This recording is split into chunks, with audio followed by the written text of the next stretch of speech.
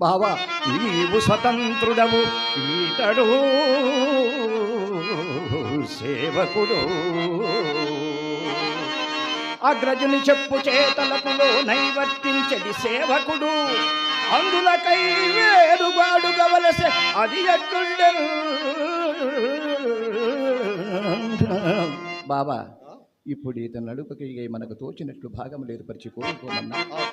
తనకు బోడు తెరంగు గైకొని చనిన మీద అయ్యది ధర్మజునికి నచ్చని ఎడల వాసుదేవుడు బంధువుడయ్యను మమ్ము వంచే అని అనవచ్చును కదా బాబా.